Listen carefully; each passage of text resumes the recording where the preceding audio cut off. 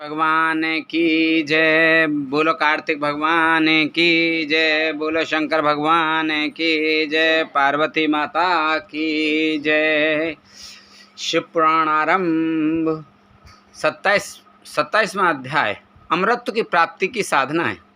पार्वती जी बोली, हे प्रभु, यदि आप मुझ पर प्रसन्न हैं तो मुझे यह बताइए कि योगी जन वायु के पद को कैसे प्राप्त करते हैं। यह सुनकर महादेव जी बोले, हे कल्याणी, जिस प्रकार दरवाजे की देहरी पर रखा दीपक घर के अंदर और बाहर दोनों ओर प्रकाश करता है, उसी प्रकार हमारे हृदय के भीतर स्थित वायु भी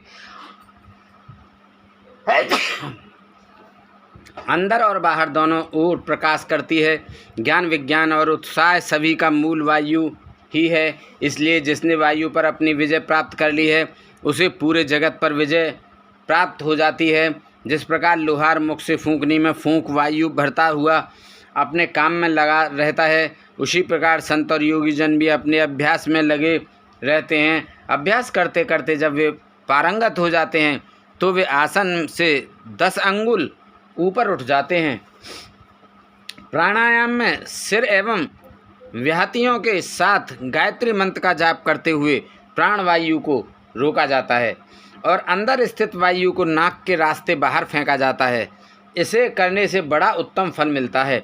योगी जनों को एकांत स्थान पर जहाँ सूर्य चंद्र का प्रकाश हो सोना चाहिए। आँखों को अंगुलियों द्वारा बंद करके ध्यान मग्न होने पर योगी जनों को ईश्वर की ज्योति के दर्शन होते हैं।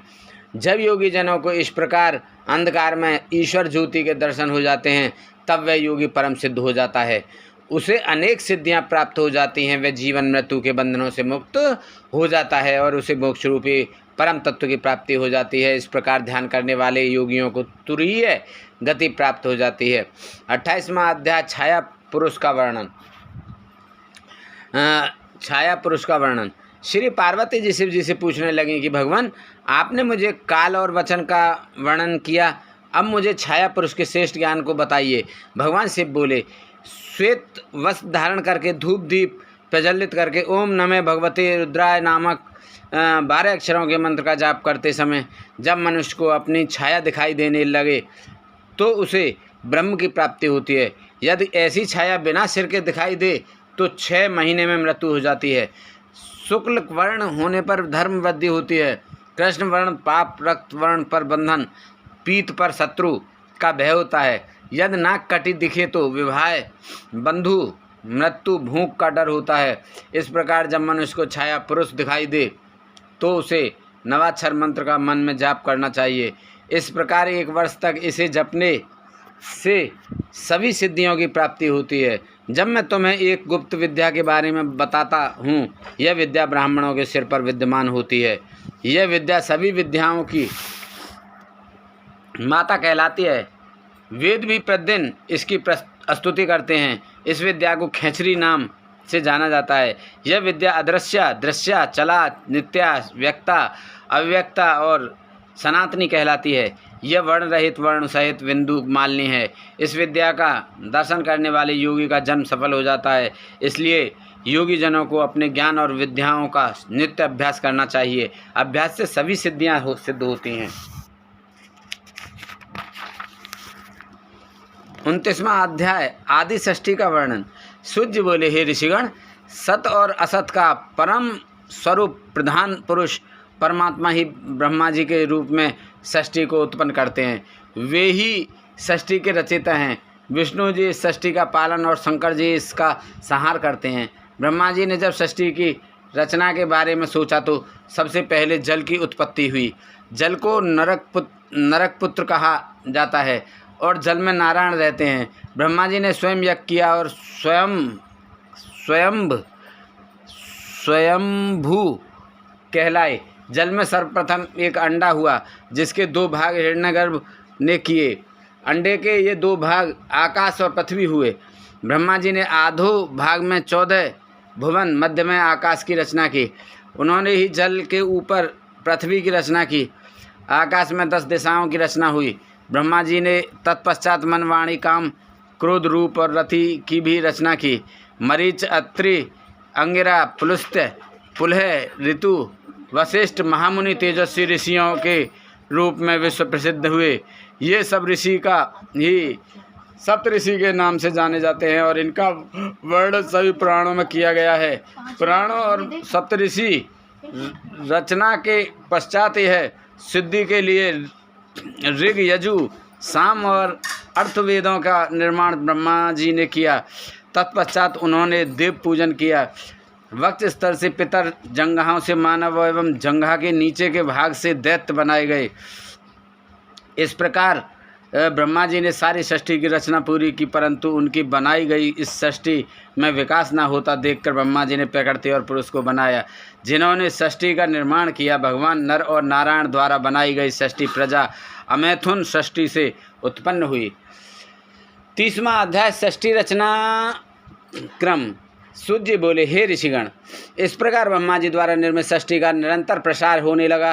प्रजापति ने आयोनिजा शतरूपा से विवाह किया। शतरूपा ने 100 वर्षों तक तपस्या करके उन्हें पति रूप में प्राप्त किया। इन्हीं के मनु नामक पुत्र हुए।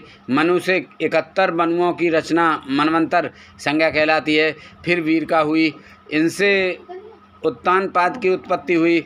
राजा उत्तानपाद का विवाह सुनीति से हुआ। इन्हीं के परम तेजस्वी पुत्र के रूप में ध्रुव पैदा हुआ। ध्रुव ने ब्रह्मा जी की 3000 वर्षों तक कठोर तपस्या करके सप्तऋषियों से भी ऊपर स्थान प्राप्त किया था। पुष्टि और धन्य नामक ध्रुव के 2 पुत्र हुए। पुष्टि की पत्नी सुनत्था थी। उनसे रिपु, रिपुंजय, विप्र, नकल, वृष, तेजा नामक 5 पुत्र पुष्टि को प्राप्त हुए। रिपु से चाक्षुष, पुष्करिण, पत्नी से चाक्षुष को वरुण नामक पुत्र प्राप्त हुए। सुनीता से अंको बैन नामक पुत्र की प्राप्ति हुई। बैन के शरीर से ऋषिगण ने मंथन किया। उनके दक्षिण हाथ से राजा पृथु पैदा हुए, जो भगवान विष्णु के अवतार थे। पृथु ने पृथ्वी का दोहन किया ताकि प्रजा का हित हो सके। इनके विजिताश्व और हर्षस्व नामक 2 पुत्र हुए। शिखंडनी ने वीर वर्णी से विवाह किया। इनसे प्रजापति की प्राप्ति हुई, जो कि सोम के अंश थे। तत्पश्चात दक्ष ने 2 पैर वाले और 4 पैर वाले जीवों को उत्पन्न किया। हर्ष नामक 10,000 पुत्र उत्पन्न किए, जो महर्षि नारद के वचनों और उपदेशों को सुनकर वैरागी हो गए। फिर ब्रह्मा जी ने सबलाश्व नामक 10,000 पुत्र उत्पन्न किए, जिन्हें नारद जी ने वैरागी बना दिया।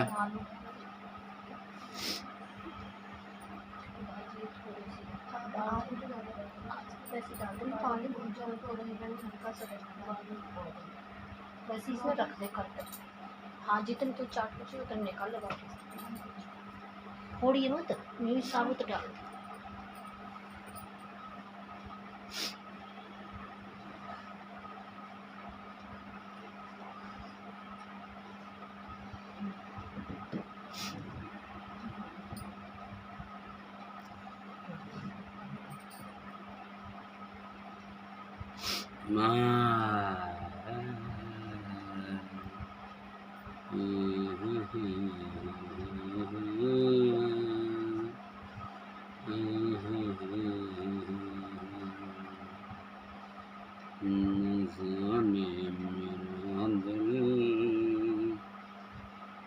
किस जगह खड़ा है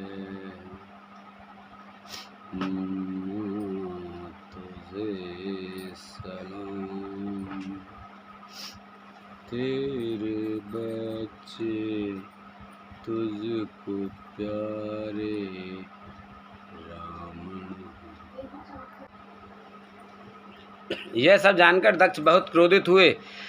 क्रोधित दक्ष ने देवर्षि नारद को शाप दिया। नारद, तुमने मेरे पुत्रों को गलत मार्ग पर डाल दिया है, उन्हें मुझसे दूर कर दिया है, इसलिए तुम भी कहीं चैन से नहीं बैठ सकोगे। तुम्हारा कोई निश्चय ठिकाना नहीं होगा, तुम जगह जगह घूमते रहोगे।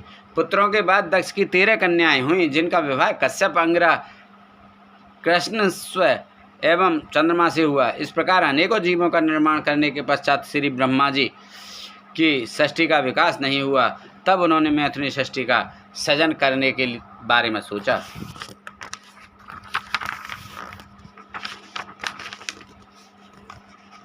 इकतीसवां अध्याय मैथुनी सृष्टि का वर्णन। शौनक जी बोले, हे सूर्य, कृपा करके मुझे देव, दानव, गंधर्व, राक्षस और सर्पों आदि के बारे में बताइए। यह सुनकर सूर्य जी बोले, जब ब्रह्मा जी द्वारा निर्मित सृष्टि का प्रजापति द्वारा विकास नहीं हुआ तब ईशा ने अपनी कन्या का विवाह धर्म से कर दिया और मैथुनी सृष्टि का आरंभ हुआ। प्रजापति दक्ष के 5000 पुत्र नारद जी के उपदेश का अनुसरण करते हुए ज्ञान की तलाश में घर छोड़कर चले गए और फिर कभी नहीं लौटे। इसी कारण दुखी दक्ष ने देव ऋषि नारद को शाप दिया था। तत्पश्चात प्रजापति दक्ष ने 58 कन्याएं उत्पन्न की और उनका विवाह कश्यप, चंद्रमा, अष्टिनेम, कृशाश्व, अंगिरा से कर दिया, जिनसे इन्हें विश्व से विश्व देवता, संध्या से साध्य, मरुवती से मरुत्वान, वसु से 8 वसु, भानु से 12 भानु, मुहूर्तर्ज, लंबा से घोष, यामी से नाग, वीथी से एवं अरुधंती से पृथ्वी उत्पन्न हुए।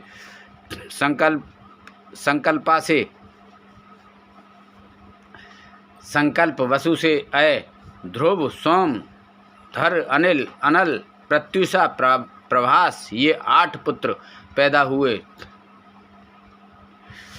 8वें वसु प्रभा से विश्वकर्मा प्रजापति की उत्पत्ति हुई। वे शिल्प कला में निपुण थे। विश्वकर्मा देवताओं के लिए आभूषण, विमान, घर एवं अनेक वस्तुएं उनकी इच्छानुसार बनाया करते थे। इसी कारण विश्वकर्मा देवताओं के शिल्पी कहलाए। रेवताज, भीम, भव, उग्र, वामवश, कपि, अजयपाद, अहिर्बुग्न, बहुरूप एवं महान, ये 11 रुद्र प्रधान हैं। वैसे तो स्वरूपा के अनेकों पुत्र हुए और उनसे पैदा हुए रुद्रों की संख्या करोड़ों में है, परंतु इन्हीं 11 रुद्रों को ही मुख्य माना जाता है। 11 रुद्र संसार के स्वामी भी कहे जाते हैं। 32वां अध्याय, कश्यप वंश का वर्णन। सूर्य बोले, अति, दिति, सुरमा, सुरसा, अरिष्ठा, इला, धनु, शुरभि, विनीता, ताम्रा, क्रोध, वशी, कद्रु आदि कश्यप ऋषि की पत्नियां थीं। मनवंतर में तुषिता नामक 12 देवता अति से उत्पन्न हुए। उनकी उत्पत्ति लोकहित के लिए ही हुई थी। दक्ष कन्या से ही विष्णु जी व इंद्र देव की भी उत्पत्ति हुई। सोम की 27 पत्नियां थीं। उनके अरिष्टनेमि नामक 16 पुत्र एवं 1 कन्या हुई। कुशाश्व का देव प्रहरण नामक पुत्र हुआ।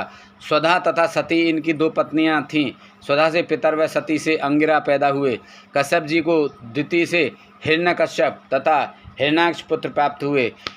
विप्रचित द्वारा सिंहा कन्या हुई। हिरण्यकश्यप को अनुहराद, बृहद, सबलाद एवं प्रहलाद नामक 4 पुत्र प्राप्त हुए। प्रहलाद भगवान के परम भक्त थे। हिरण्याक्ष के कुबेर, कुकर, शकुन, महानाद, विक्रांत एवं काल नामक 5 पुत्र हुए। अयोमुख, संबर, कपाल, वामन, वैश्वानर, पुलोमा, विद्रवण, महासिर, स्वरभानु, वसप्रभा, विप्रचिति की प्रभा कन्याएं हुईं। वैश्वानर की पुलोम और पुलोमक कन्याओं का विवाह मरीच से हुआ, जिनसे उन्हें दानवों की प्राप्ति हुई। राहु, सल्प, सुबली, बल, महाबल, पातपी, नमुची, इलवल, स्वसरप, ओजन, नरक, कालनाम, शर्माण, सर, कल्प आदि इनके वंशवर्धक हुए। विंता से गरुण एवं अरुण पैदा हुए। सुरसा से अत्यंत तेजस्वी एवं परम ज्ञानी सर्पों की उत्पत्ति हुई। इसी प्रकार क्रोधवशा के बहुत से गण हुए। सुरभ से ससा एवं भैंसा, छला से बैल एवं वृक्ष, शशि से यक्ष, राक्षस, अप्सरा व मुनिगण तथा अरिष्टा से मनुष्य एवं सर्प उत्पन्न हुए। इस प्रकार मैंने आपको कश्यप जी के वंश में उत्पन्न पुत्र एवं पौत्रों का वर्णन किया।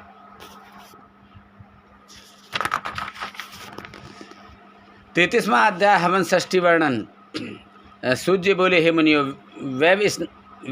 वैवस्वान मनवंतर में हवन करने वाली षष्ठी का वर्णन है। इस षष्ठी में 7 ऋषि हुए, जिन्हें ब्रह्मा जी ने अपना पुत्र माना। दिति ने कश्यप ऋषि की बहुत सेवा की, जिससे प्रसन्न होकर उन्होंने दिति को वरदान मांगने के लिए कहा। वरदान में दिति ने इंद्र को मारने वाला पराक्रमी पुत्र मांगा। उनकी इच्छा कश्यप मुनि ने पूरी की। वरदान देकर वे तप करने चले गए। इंद्रदेव को दिति के इस वरदान के बारे में पता चल गया, वे उस अवसर की प्रतीक्षा करने लगे जिसमें वे दिति के व्रत को भंग कर सकें। एक दिन इंद्र को अवसर मिल ही गया। दिति बिना हाथ मुंह धोए झूठे मुंह सो गई। इंद्र ने उसके गर्भ में प्रवेश कर उसके गर्भ के वज्र द्वारा 7 टुकड़े कर दिए, परंतु टुकड़े होने पर भी वे जीवित रहे और इंद्र से प्रार्थना करते हुए बोले, हम आपके भ्राता हैं, आप हमसे कैसी सत्ता कर रहे हैं। यह सुनकर इंद्रदेव ने शत्रुता त्याग दी। इस प्रकार वे मरुद गण के रूप में हुए। ब्रह्मा जी ने पृथु को आधा राज्य दिया, सोम को ब्राह्मण वृक्ष नक्षत्र ग्रह एवं भूतों का राजा बनाया। वरुण को जल, विष्णु को आदित्य, पावक वसुओं के पतियों के इंद्र, मरुदगणों के प्रहलाद, दैत्यों के वैवस्वत, यत पितरों के राजा हुए। हिमालय पर्वतों के, समुद्र नदियों के सिंह, पशुओं के वट वृक्ष, वनस्पति व अन्य वृक्षों के राजा हुए। तब ब्रह्मा जी ने सभी राजाओं का अभिषेक किया। 34वां अध्याय मनवंतर की उत्पत्ति। शौनक जी बोले, सूत जी, अब आप हमें मनवंतरों एवं मनुष्यों के बारे में विस्तार पूर्वक बताइए। उनकी बात स्वीकारते हुए सूत जी बोले, हे मुनि जी, स्वयंभू, स्वारोचिस, उत्तम रेवत, चाक्षुष आदि 5 मनवंतरों का वर्णन मैंने आपको सुना दिया है। अब वैवत्सत मनवंतर के बारे में सुनो।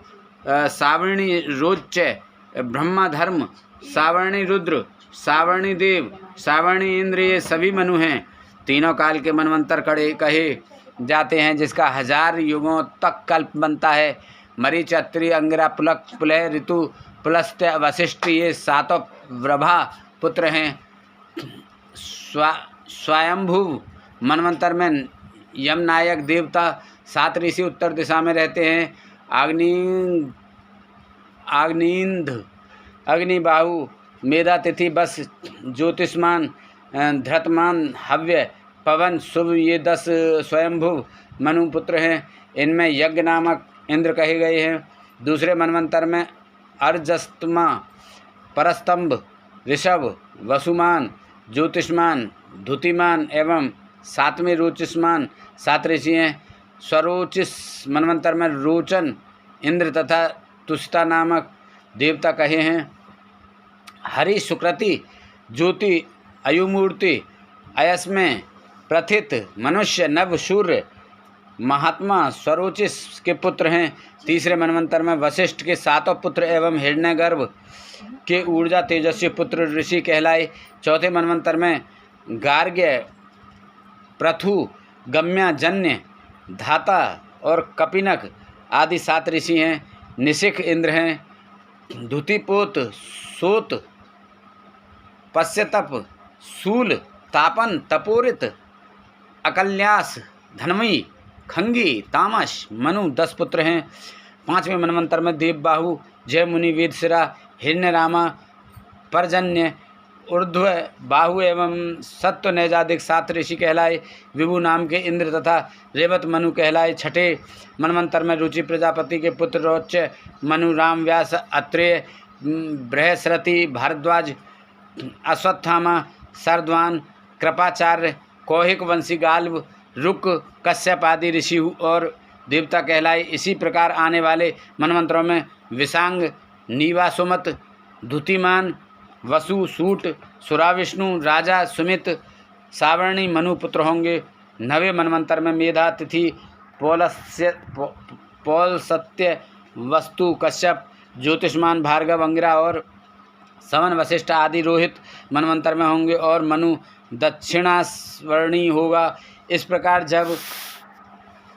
जब दूसरा मनवंतर आरंभ होगा तब हविष्मान, प्रकृति, अधोमुक्ति, अव्यय, प्रयाति, भाभार, अनैना ऋषि होंगे। दिस्मंत नामक देवता होंगे। तृतीय मनवंतर में 11वां मनु होगा। उसमें हविष्मान व पुष्पमान, वशिष्ठ, अनय, चारु, निखर, तेजस, अग्नि ब्रह्मा जी के वृधत कहलाएंगे। धुति, सुताया, अगिरा, पौलस्य, पुलह भार्गव 7 ऋषि एवं ब्रह्मा के 5 मानस पुत्र देवता होंगे। इस मनवंतर में दिव्य स्पति इंद्र होंगे। 14वां सत्यमनु मनवंतर, इसमें अग्निंद, अतिब्रह्म, मागध, सुक्ति, युक्ति, अजित, पुलह नामक 7 ऋषि, दाक्षुप देवता एवं शुचि इंद्र होगा। 14वें मनवंतर में 5 देवता होंगे। तरंग, भीरु, दुग्न, अनुग्रह, अतिमानी, प्रवीण, विष्णु, संक्रदन मनु के पुत्र होंगे। इस प्रकार मैंने आपसे भूत भविष्य काल के पहले कल्प के सभी मनुओं का वर्णन किया। मनु अपने धर्म और तप के प्रभाव से सहस्त्रों युगों तक प्रजा का पालन करके ब्रह्मलोक को जाते हैं। 14 मनवंतर अर्थात 71 युगों तक स्थिर रहकर सृष्टि का पुनः आरंभ होता है। 100,000 वर्ष पूर्ण होने पर एक कल्प पूरा माना जाता है। 35वां अध्याय व्यवस्थ मनवंतर वर्णन। सूर्य बोले, कश्यप मुनि, जो दक्ष कन्या से विवस्वान सूर्य की प्राप्ति हुई, सूर्य की संज्ञा त्वष्टि सुरेणुका नामक 3 पत्नियां हुई, संज्ञा और सूर्य की 3 संतानें हुई। सद्दादेव, मनु और प्रजापति यम के साथ यमुना कन्या के रूप में पैदा हुई। उस समय संज्ञा सूर्य के तेज को सहन न कर सकी, अपनी माया रूपी छाया प्रकट कर उसे अपनी संतानों का पालन पोषण करने की आज्ञा देकर संज्ञा अपने पिता के घर चली गई। उसके पिता ने उसे इस प्रकार आया देखकर धिक्कारा तो संज्ञा वहाँ से वापस आ गई। घोड़ी का वेश धारण करके वह कुरु देशों का भ्रमण करने लगी। इधर सूर्य ने संज्ञा की छाया को ही अपनी पत्नी माना। उससे उन्हें सावणी मनु नामक पुत्र प्राप्त हुआ। छाया को अपने पुत्र से अधिक प्यार था। वह संज्ञा की संतानों का सही से ध्यान नहीं रखती थी। एक दिन यम को किसी बात पर क्रोध आ गया और उसने छाया को लात मार दी। यह देखकर क्रोधित छाया ने यम को शाप दिया कि तुम्हारा पाँव जिससे तुमने मुझे मारा वह गिर पड़े। शाप सुनकर यम बहुत चिंतित हुए और उन्होंने सारी बातें जाकर अपने पिता सूर्य को बताईं और शाप से बचाने की प्रार्थना की। सूर्यदेव बोले, बेटा, मैं तुम्हारी माता के शाप को असत्य नहीं कर सकता, परंतु उसे कम करने की कोशिश अवश्य करूँगा। सूर्य ने क्रोधित होकर छाया से पूछा, बताओ तुमने यम को शाप क्यों दिया? क्या कोई माँ अपने पुत्रों से ऐसा व्यवहार कर सकती है? तुम्हारा सबसे छोटे पुत्र से विशेष स्नेह है, अन्य सभी को तुम सदा डांटती रहती हो, ऐसा क्यों? इस प्रकार क्रोधित सूर्य के वचन सुनकर घबराई हुई छाया ने सारी बातें सच सच बता दी। फिर छाया ने सूर्य को शनि चक्र पर चढ़ाकर उनका तेज कम कर दिया। अब सूर्य का रूप सुंदर और शीतल हो गया था। उन्होंने योग दृष्टि से अपनी पत्नी संज्ञा के बारे में जानना चाहा। तब उन्हें ज्ञात हुआ कि संज्ञा घोड़ी के रूप में है। तब सूर्य उसके पास पहुँचे। अपनी पत्नी को वापस पाकर वे बहुत प्रसन्न हुए। संज्ञा भी उन्हें पाकर बहुत खुश हुई। उनके मिलने से वैद्य अश्विनी कुमार की उत्पत्ति हुई। तत्पश्चात खुशी संज्ञा और सूर्य अपने घर लौट आए। यमराज धर्मपूर्वक प्रजा का पालन करने लगे और धर्मराज कहलाए। सावर्णी मनु तपस्वी होने के कारण प्रजापति कहलाए और सावर्णी मनवंतर में मनु हुए। यमुना सूर्य की सबसे छोटी कन्या यमलोक को पवित्र करके बहती हुई नदी हुई। 36वां अध्याय मनु पुत्रों का कुल वर्णन। सूर्य बोले, ऋषिगण, वैवस्वत मनु के 9 पुत्र इक्ष्वाकु, शिविन, भांचु, धृष्ट, कार्याति, निस्तंत, कुत्रय, प्रियव्रत और नृग थे। ये सभी महापराक्रमी वीर और क्षत्रिय धर्म का पालन करने वाले थे। जब मनु की कोई संतान नहीं थी तो उन्होंने पुत्र प्राप्ति हेतु यज्ञ किया। तब वरुण के अंश से इड़ा की उत्पत्ति हुई। वह वरुण के पास गई और उन्हें बताया कि मैं मनु के यज्ञ में आपके अंश से ही पैदा हुई हूँ, बताइए मेरे लिए क्या आज्ञा है। तब वरुण देव ने उसे मनुवंश को बढ़ाने की आज्ञा प्रदान की। जब इड़ा मनु के घर की ओर जा रही थी तो रास्ते में बुद्धि से उसका मिलन हुआ और उनसे उसे पुरुरवा नामक पुत्र की प्राप्ति हुई, जिस पर उर्वशी नामक अप्सरा मोहित हो गई थी। तत्पश्चात भगवान शिव की कृपा से पुरुष तत्व प्राप्त कर सुधुम्न ने परम धर्मात्मा उत्कल, गय एवं विंतास्व नामक पुत्रों को पैदा किया। उत्कल ब्राह्मण होकर वत्कल देश में निवास करने लगे। विंतास्व पश्चिम देश में ब्राह्मण हुआ। आनति पुत्र रैभय नाम से जग प्रसिद्ध हुआ। उसका निवास कुश स्थली में हुआ।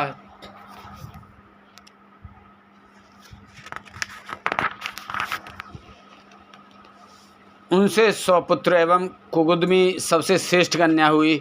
इसकी कन्या के रूप में सुंदरी रेवती पैदा हुई।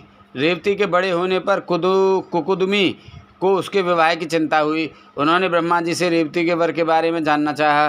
तब ब्रह्मा जी बोले, हे कुकुदमी, 28वें द्वापर में भगवान श्री कृष्ण अपने कुटुंबियों सहित द्वारकापुरी में निवास करेंगे। वहाँ उनके भाई और वसुदेव जी के पुत्र बलदेव से तुम रेवती का विवाह करना।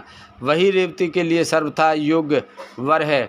ब्रह्मा जी के कथनानुसार कुकुदमी ने रेवती का विवाह बलदेव से ही किया। स्वयं वे सुमेरु पर्वत पर जाकर तपस्या करने लगे। बलदेव के 100 पुत्र हुए। श्री कृष्ण जी को भी अनेकों पुत्र की प्राप्ति हुई। वे सभी सारी दिशाओं में जाकर अनेक स्थानों पर बस गए। सूत जी बोले, मनु के पुत्र वशिष्ठ जी के आश्रम में रहने लगे। उन्होंने उन्हें गौरक्षा के काम में लगा दिया। एक रात बाघ ने गौशाला में पर आक्रमण कर दिया। गायों की रक्षा के लिए वृषण तलवार लेकर गौशाला में चले गए और अंधेरे के कारण उनके वार से गाय कट गई और बाघ भाग खड़ा हुआ।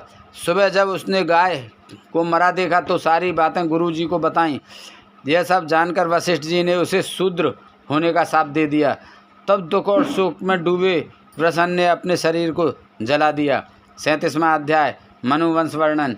सूत जी बोले, ऋषिगण, मनु जी की नाक से इच्छावाकु पैदा हुआ था और उसकी 100 संतानें हुईं, जिनमें सबसे बड़ा विक्षी अयोध्या का राजा बना।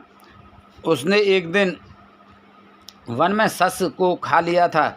उसी दिन से यह ससाद नाम से प्रसिद्ध हुआ। आयुध के पुत्र का नाम कुकुत्स था। अरिनाम उसका पुत्र हुआ।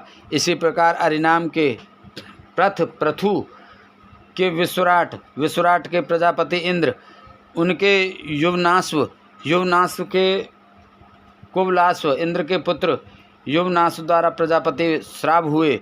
उन्होंने श्राप सती पुरी बसाई। कुबलाश्व के 100 पुत्र हुए थे। उन्होंने अपना राजपुत्रों को सौंप दिया और स्वयं वन को चले गए। मार्ग में उन्हें उतंक मुनि मिले। मुनि बोले, राजन, मेरे आश्रम के पास ही धुंध नामक दानव रहता है। वह महावीर और पराक्रमी है।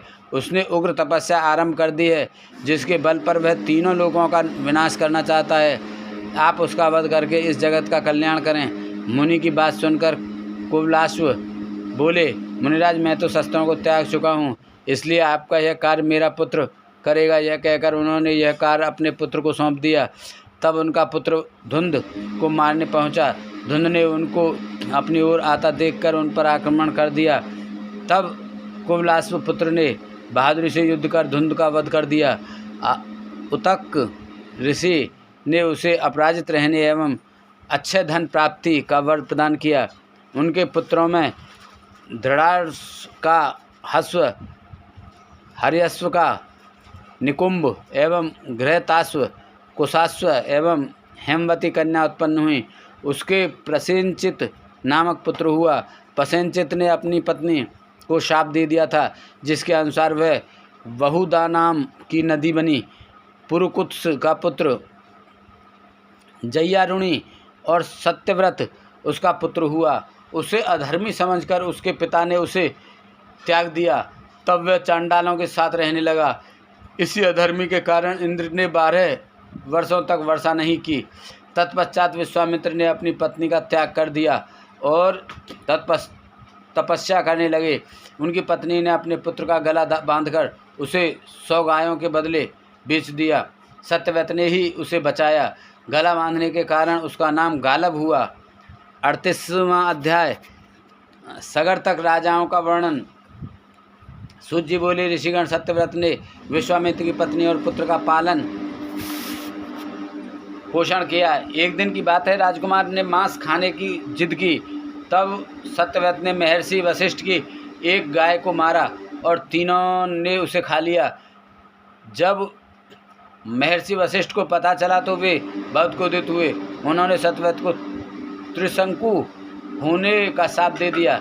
इधर जब विश्वामित्र लौटे तो उन्हें पता चला कि उनकी अनुपस्थिति में सत्यव्रत ने ही उनके पुत्र और पत्नी का ध्यान रखा, तो वे बहुत प्रसन्न हुए। महर्षि विश्वामित्र ने सत्यव्रत के पिता का राज्य उसे दिला दिया। यज्ञ द्वारा उसे सीधे स्वर्ग पहुंचा दिया।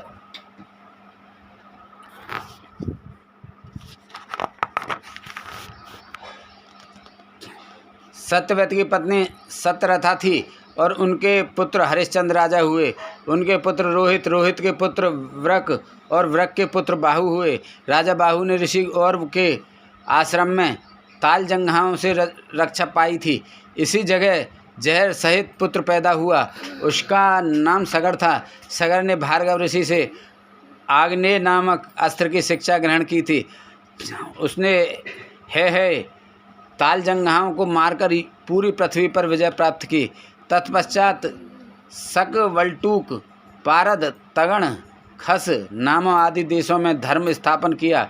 उन्होंने अश्वमेघ यज्ञ किया और संस्कार द्वारा घोड़े को पवित्र कर छोड़ दिया। तब देवराज इंद्र ने घोड़े को पाताल में छिपा दिया।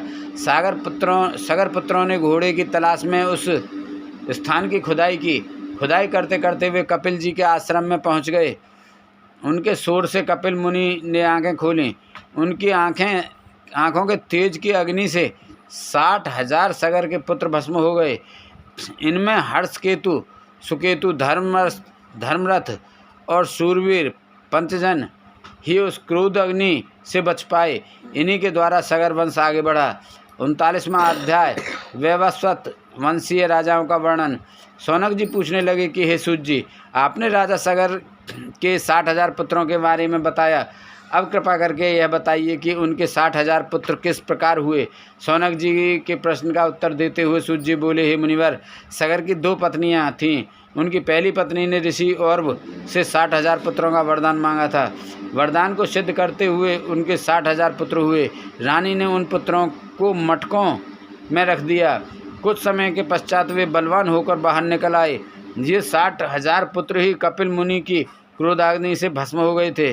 दूसरी रानी ने वरदान में एक वंश वृद्धि करने वाला सुंदर पराक्रमी पुत्र ही मांगा था। इन 60,000 भस्म हुए राजपुत्रों का उद्धार करने अति आवश्यक था। इसी सगर वंश में राजा दिलीप भी हुए। उन्हीं के पुत्र भागीरथ ने अपने पूर्वजों का उद्धार करने के लिए श्री गंगा जी को स्वर्ग से धरती पर बुलाया था। अपने पूर्वजों का उद्धार करके श्री गंगा जी को उन्होंने अपनी पुत्री बनाया, इसलिए वे भागीरथी नाम से जग प्रसिद्ध हुई। भागीरथी का पुत्र सुतसेन, उनका पुत्र नाभाग, नाभाग का अम्बरीश, उनका सिंधुदीप, उसका आयुताजी, आयुताजी का ऋतुपर्ण, उसका अपरपर्ण, उसका मित्रसेय, उसका सर्वकर्मा, सर्वकर्मा का अनरण्य, अनरण्य का मुडीद्रु, उसका निषद और निषद का खडवांग, खडवांग का दीर्घबाहु, दीर्घबाहु का दिलीप, दिलीप का रघु, रघु का अज, उसका दशरथ एवं दशरथ के पुत्र के रूप में मर्यादा पुरुषोत्तम श्री राम का जन्म हुआ। श्री राम के पुत्रों के रूप में लवकुश का जन्म हुआ। इस प्रकार वैवस्वत वंश आगे बढ़ता रहा। इक्ष्वाकु, जो कि धर्मात्मा और पुण्यात्मा माने जाते थे, उनका वंश सुमित्र राजा तक चला। 40वां अध्याय सद्य कल्प व पितरों का प्रभाव। शौनक जी बोले, हे सूर्य सूर्य देवता को श्राद्ध देवता की संज्ञा कब और क्यों दी गई? साथ ही यह बताइए कि श्राद्ध का क्या महात्म्य है एवं उसका क्या फल होता है। शौनक जी के प्रश्नों का उत्तर देते हुए सूर्य जी बोले, हे मुनीश्वर, जो पुरुष पिता पितामह और पितामह का नित्य श्राद्ध करते हैं, उन्हें धर्म एवं शुभ सम्मान की प्राप्ति होती है। एक बार युधिष्ठिर ने भीष्म पितामह से पूछा, पितामह, पितरों को श्राद्ध कैसे प्राप्त होते हैं? अपने कर्मों द्वारा कुछ लोग स्वर्ग जाते हैं तो कुछ नरक, मैंने यह भी सुना है कि देवता भी अपने पितरों का श्राद्ध करते हैं, क्या यह सच है?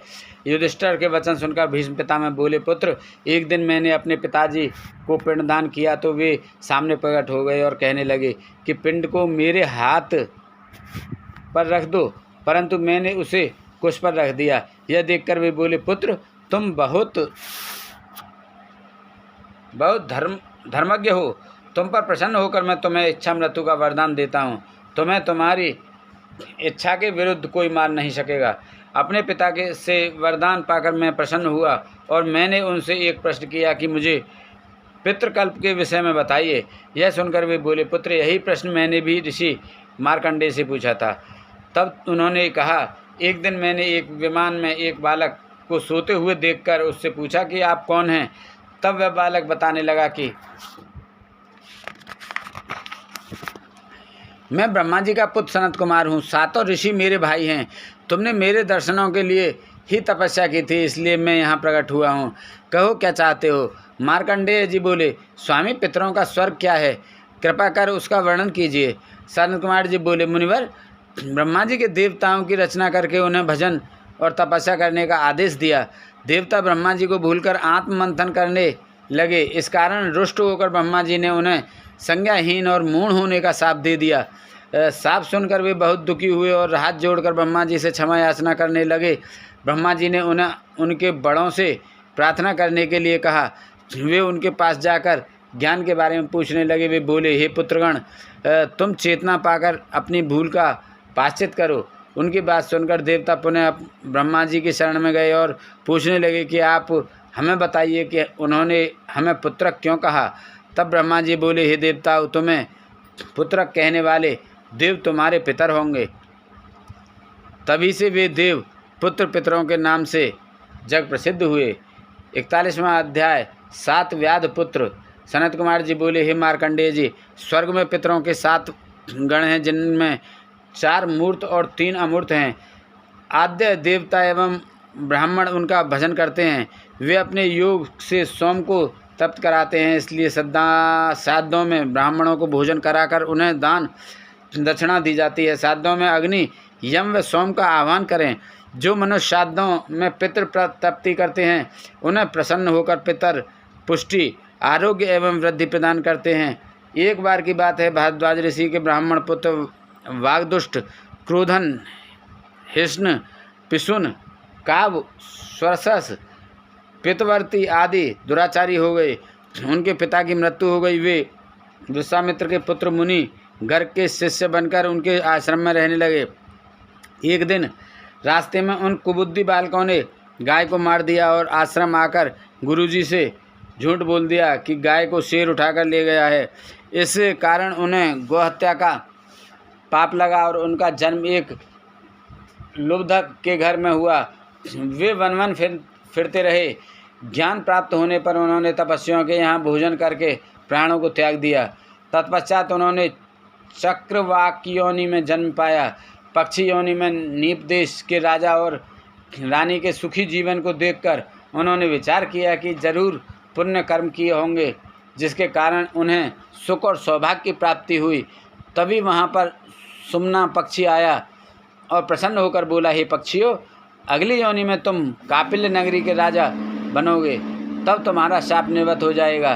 तुम्हें ये सब पितरों की कृपा से प्राप्त होगा, क्योंकि तुमने गौ प्रोक्षण करके उसे पितरों को भी अर्पित किया था। 42वां अध्याय। पितरों का प्रभाव। भीष्म पितामह बोले, हे मार्कंडेय जी, आगे की कथा भी मुझ पर कृपा करके मुझे सुनाइए।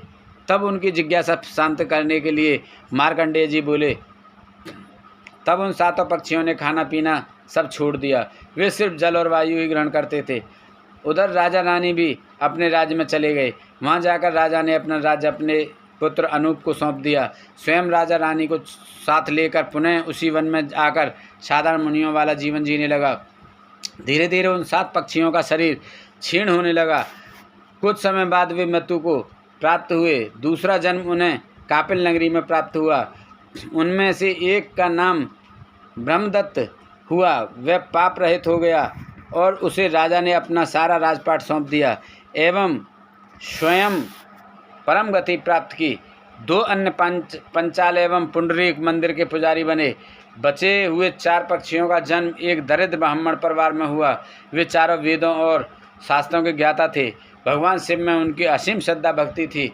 उनके चरणों की भक्ति में उन्होंने मुक्ति एवं ज्ञान प्राप्त कर शिवलोक प्राप्त किया।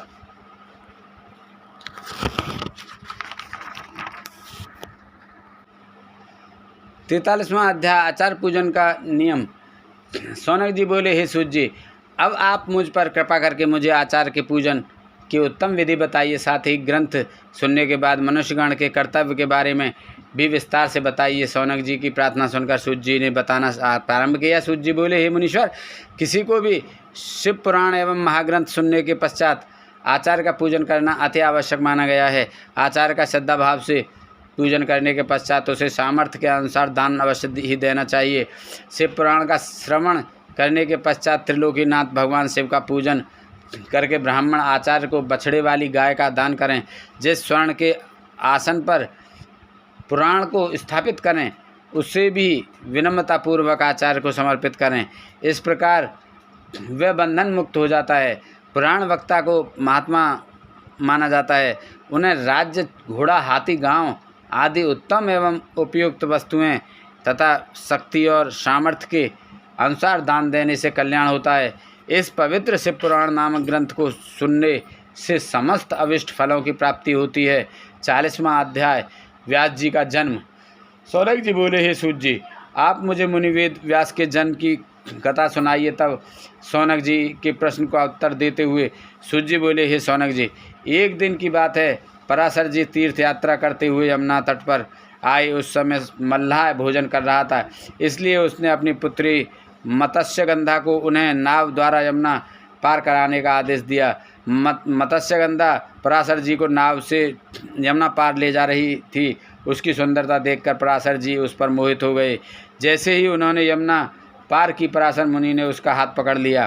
तब मत्स्यगंधा ने मुनिवर से कहा कि आप रात का इंतजार करें। पराशर जी ने अपने योग से दिन को रात कर दिया। दोनों का मिलन हुआ, परंतु मत्स्यगंधा चिंतित थी। तब पराशर जी ने उससे वर मांगने को कहा। मत्स्यगंधा बोली, मुनिवर, मेरे इस कर्म को मेरे माता पिता कोई भी न जान सकें, मेरा कन्या धर्म भी न जाए और मुझे आपके समान तपस्वी और शक्तिमान पुत्र की प्राप्ति हो। तब उसके वचन सुनकर पराशर मुनि बोले, देवी, जैसा आप चाहती हैं वैसा ही होगा और आज से आप सत्यवती नाम से प्रसिद्ध होंगी। आपके गर्भ से भगवान श्री हरि विष्णु का अंश उत्पन्न होगा।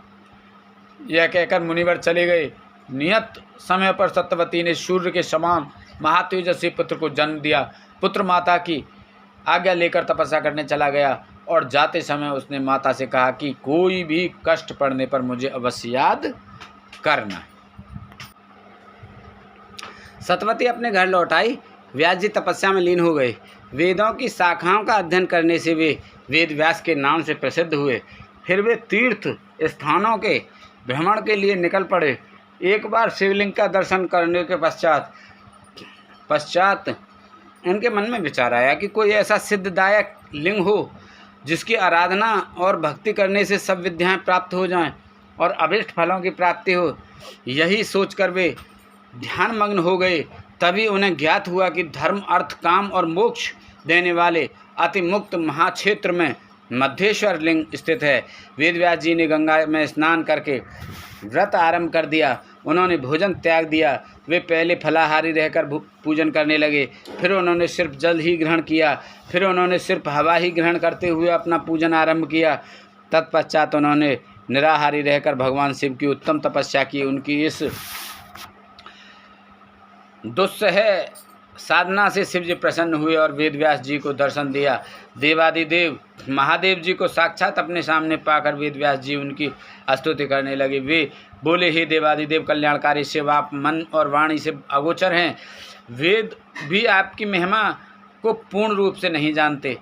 आप ही सृष्टि के रचनाकर्ता, पालन करता और संहार करता हैं। हे सर्व शक्तिमान ईश्वर, आप ही जन्म, मरण, देश, कुल आदि से रहित हैं। आप ही त्रिलोक के स्वामी हैं। इस प्रकार व्यास जी ने शिव जी की स्तुति की। प्रसन्न होकर शिव जी बोले, हे व्यास जी, तुम मन चाहा वर मांगो। तब व्यास जी बोले, स्वामी आप तो सर्वज्ञ सर्वेश्वर हैं, आपसे कुछ भी छिपा नहीं है।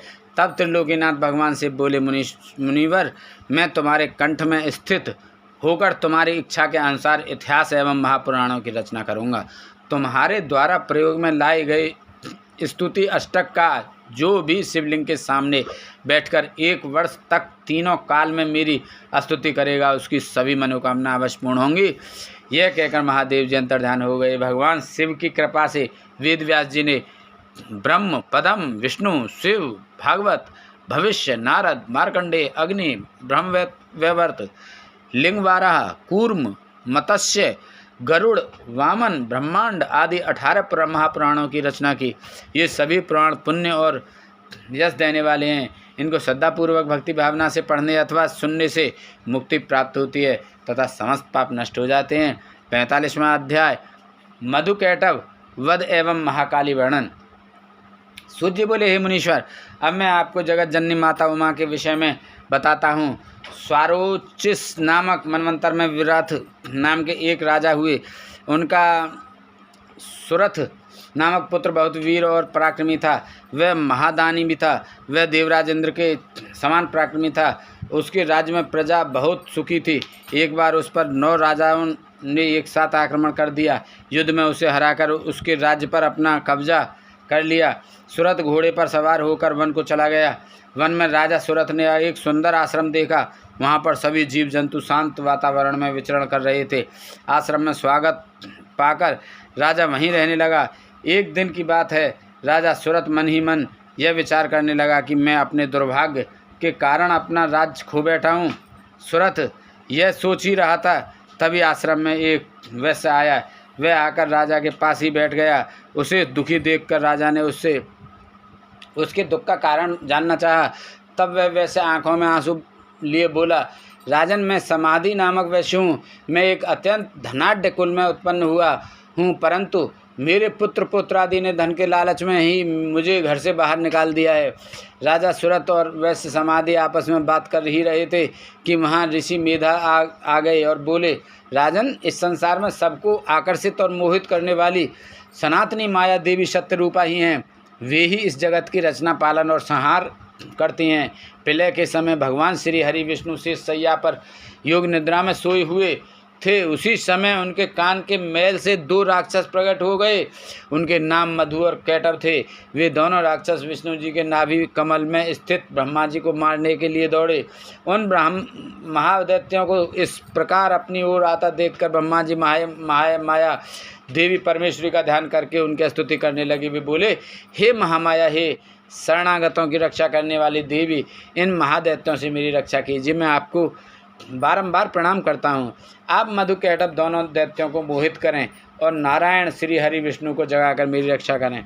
इस प्रकार ब्रह्मा जी की स्तुति एवं प्रार्थना सुनकर महामाया देवी फाल्गुन माह की शुक्ल पक्ष की द्वादशी को प्रकट होकर संसार में महाकाली नाम से जग प्रसिद्ध हुई। तभी देवी ने ब्रह्मा जी को प्राण रक्षा का आश्वासन दिया। योग माया के रूप में वे विष्णु जी के नेत्रों से बाहर आईं तो विष्णु जी जाग गए। उन दैत्यों को देखकर क्रोधित श्री हरि उन्हें मारने दौड़े। तब वे बोले, हमारा वध आप वहीं पर कर पाएंगे जहाँ पृथ्वी जल नहीं हो। तब भगवान विष्णु ने मधु और कैटभ नामक दोनों महादैत्यों को अपनी जंघाओं पर लिटाकर अपने सुदर्शन चक्र से उनका सिर काटकर ब्रह्मा जी की रक्षा की। 46वां अध्याय महालक्ष्मी अवतार। ऋषि बोले, दैत्यों के कुल में जन्मे महादैत्य रंभासुर का महिषासुर नामक पुत्र महावीर और पराक्रमी था। उसने समस्त देवताओं को युद्ध में परास्त करके स्वर्ग पर अपना अधिकार स्थापित कर लिया। तब सभी देवता दुखी होकर ब्रह्मा जी और विष्णु जी को अपने साथ लेकर भगवान शिव के पास पहुँचे। उन्होंने भगवान शिव को सारी बातें विस्तार पूर्वक सुनाई। सारी कथा सुनने के उपरांत क्रोधित भगवान शिव की आंखों और मुख से एक दिव्य तेज उत्पन्न हुआ। उस तेज में सब देवताओं ने अपना अपना तेज मिलाया, जिससे देवी महामाया जगदम्बा का प्रादुर्भाव हुआ। उन्हें देखकर देवताओं की प्रसन्नता की कोई सीमा न रही। सबने देवी को अनेक आयुध और आभूषण भेंट किए। ब्रह्मा जी, विष्णु और शिव जी सहित समस्त देवताओं की अनेकों शक्तियाँ ग्रहण करने के पश्चात देवी को ने जोर का अट्ठास और गर्जना की। देवी की गर्जना से धरती, आकाश, पाताल गूंज गए। उस गर्जना को सुनकर देव शत्रु दैत्यों ने अपने अपने हथियार उठा लिए। देखते ही देखते देवी जगदम्बा दैत्यों से युद्ध करने पहुंच गईं। दैत्यों और देवी के बीच घोर संग्राम होने लगा। देवी जगदम्बा ने शूल, शक्ति, तोमर आदि शस्त्रों से लाखों दैत्यों का विनाश कर दिया। पराक्रमी देवी को देखकर दैत्य सेना भयभीत होकर इधर उधर भागने लगी। तब महिषासुर ने आकर देवी जगदम्बा को ललकारा। उसने तलवार लेकर देवी के वाहन सिंह पर आक्रमण कर दिया। अपने सिंह पर आई इस विपत्ति को देखकर देवी ने अपना पासा महिषासुर पर फेंका। अपनी ओर आते पासा को देखकर महिषासुर ने महर्षि महेश का रूप त्याग कर सिंह का रूप धारण कर लिया। देवी जगदम्बा ने यह देखकर झपटकर उसका सिर धड़ से अलग कर दिया, परंतु महिषासुर फिर भी न मरा और रूप बदल बदल कर देवी से युद्ध करने लगा और उनके सिंह को परेशान करने लगा। इस प्रकार देवी और महिषासुर का युद्ध बहुत लंबे समय तक चलता रहा। उनके इस भयानक युद्ध से पूरा त्रिलोक कांप उठा। सारे जीव जंतु दुखी हो गए। तब देवी उछलकर महिषासुर पर चढ़ गई। उन्होंने अपने पैरों से महिषासुर को कुचल दिया और अपने त्रिशूल से उसकी जिह्वा काट दी। इस प्रकार देवी जगदम्बा ने महिषासुर का वध कर त्रिलोक को उसके आतंक से मुक्ति दिलाई। सभी देवता हर्षित होकर देवी की स्तुति करने लगे। सारी दिशाओं से पुष्प वर्षा होने लगी।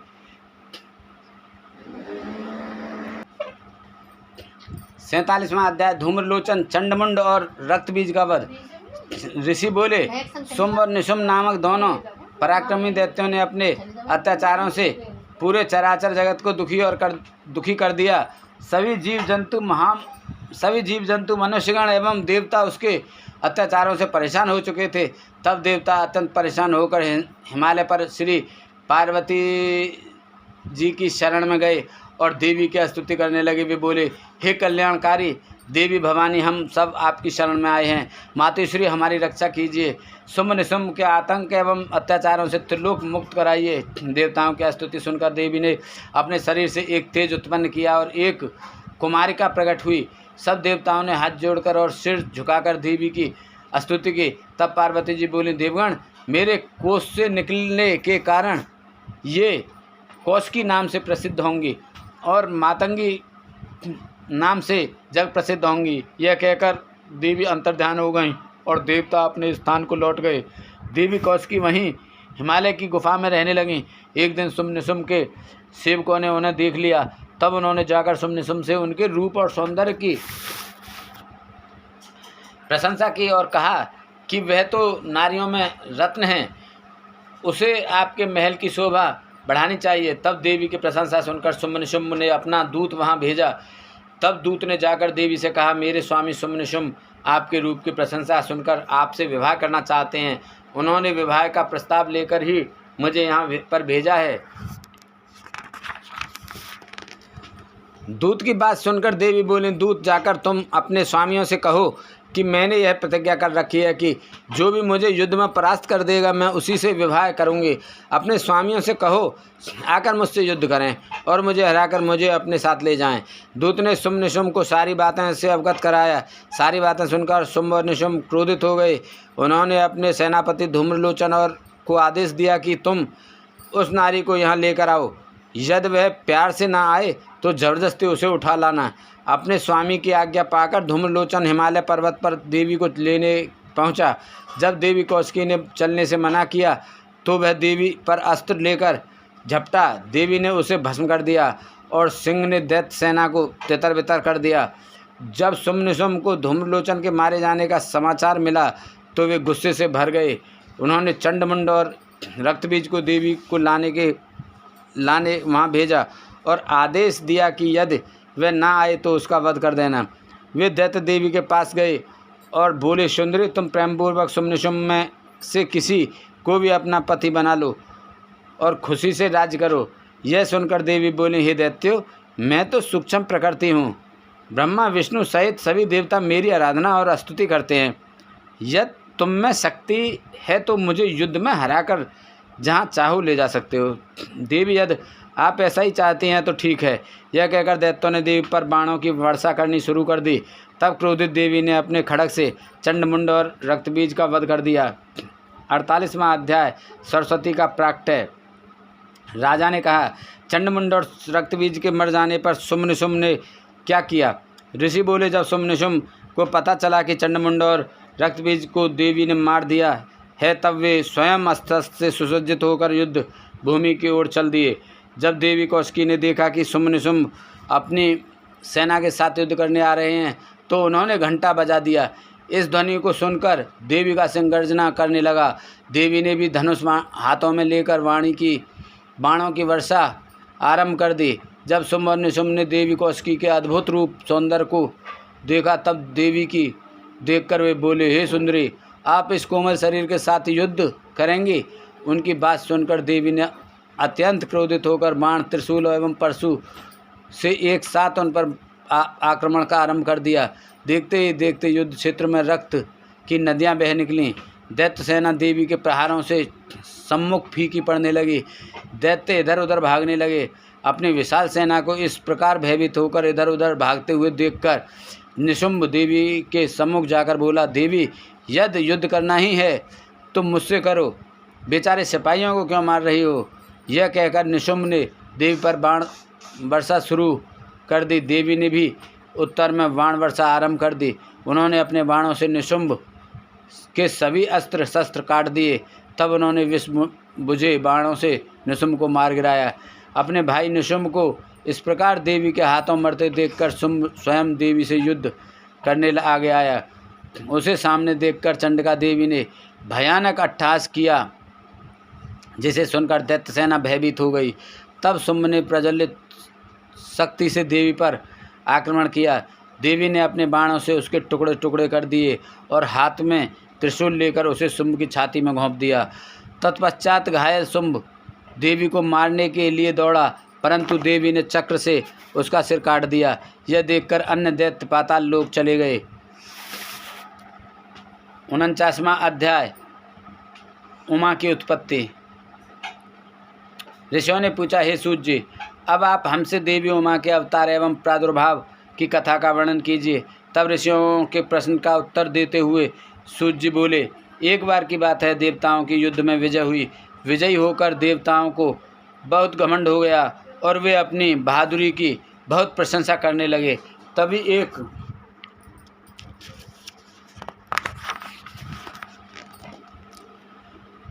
कूप के रूप में तेज प्रकट हो गया। उस तेज को एकाएक देखकर देवता घबरा गए। देवराज इंद्र ने उस तेज की परीक्षा लेने के लिए सर्वप्रथम वायुदेव को वहां भेजा। वायुदेव उस तेज की परीक्षा लेने के लिए वहां पहुंचे। उन्होंने तेज के पास जाकर पूछा, तू कौन है? तब तेज ने भी यही प्रश्न वायु से किया। वायुदेव ने अहंकार से कहा, मैं इस जगत का प्राण हूँ, मेरे द्वारा ही यह जगत चल रहा है। यह सुनकर तेज ने कहा कि इस तिनके को जलाकर दिखाओ तो मैं तुम्हें शक्तिशाली समझ सकता हूँ। परंतु वायुदेव अपनी सारी ताकत लगाकर भी उस तिनके को हिला भी नहीं सके। तब लज्जित और हारे हुए वे देवराज इंद्र के पास पहुँचे। देवराज इंद्र को जब यह सब बातें ज्ञात हुई तो उन्होंने एक एक करके सब देवताओं को उस तेज की परीक्षा लेने के लिए भेजा, लेकिन सभी देवता परास्त होकर वापस आ गए। तब स्वयं इंद्र उस दिव्य तेज की परीक्षा लेने के लिए गए। जैसे ही इंद्र उस स्थान पर पहुँचे, वह तेज अंतर्ध्यान हो गया। यह देखकर देवेंद्र आश्चर्यचकित रह गए। तब उस तेज को दिव्य और शक्तिशाली जानकर मन ही मन इंद्र उनकी स्तुति करने लगे।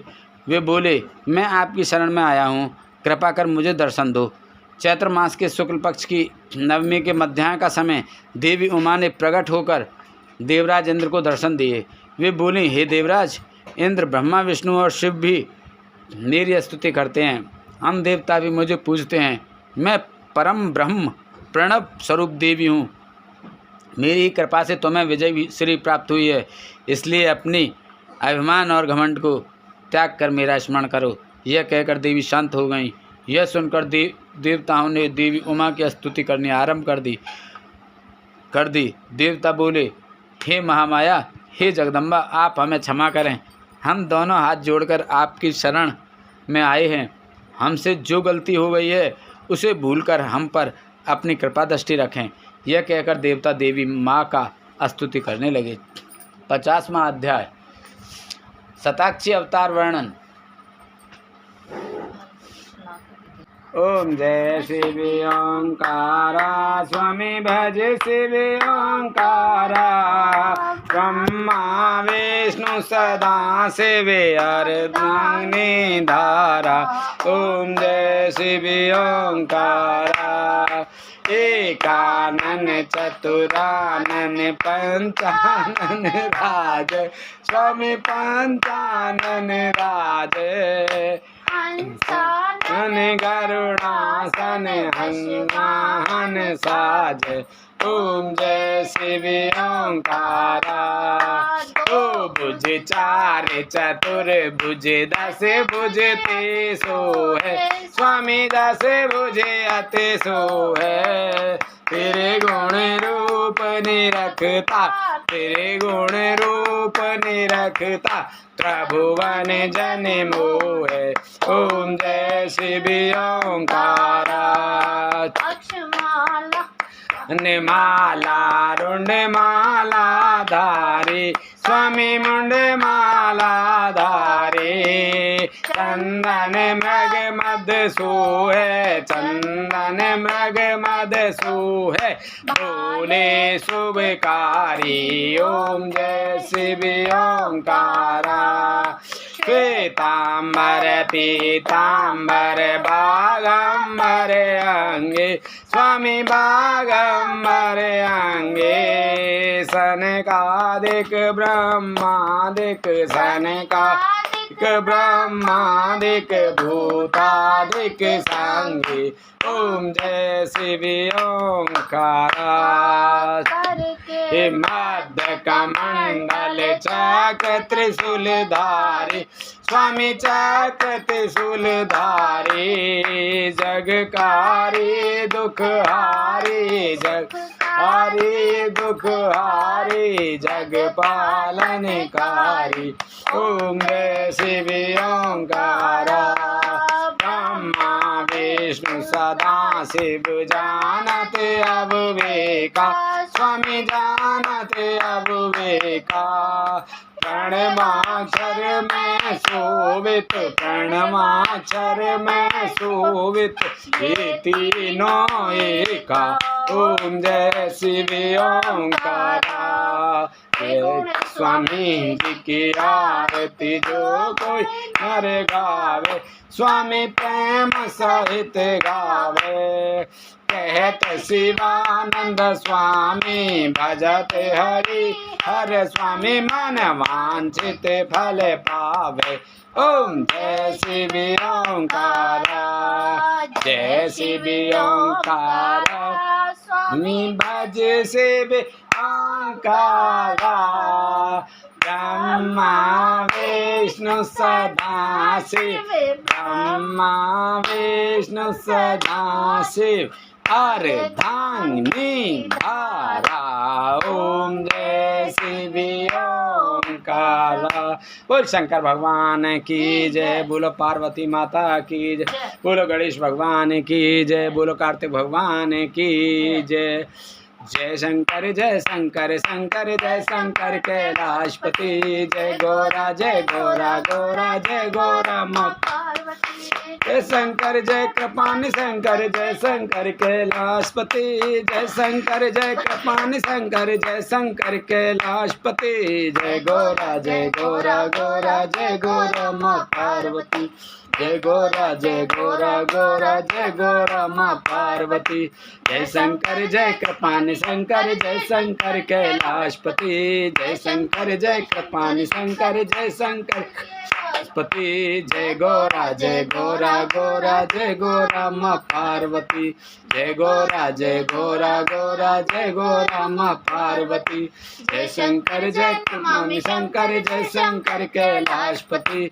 जय गौरा गौरा जय गौरा माँ पार्वती। जय शंकर शंकर जय शंकर कैलाशपति। जय गौरा गौरा जय गौरा माँ पार्वती। बोल शंकर भगवान की जय, बोलो पार्वती माता की जय, बोलो गणेश भगवान की जय, बोलो पार्वती माता की जय, बोलो कार्तिक भगवान की जय। बोल तुलसा मैया, गंगे मैया, गैया मैया, संतोषी माता, पृथ्वी माता, कालका मैया की जय। बोल इंद्रदेव, चंद्रदेव, सूर्यदेव, पीरवा, सिद्धवा, भूया बाबा की जय। बोल अग्निदेव की जय। बोल सभी दैव देवतन की जय। हर हर महादेव शंभू।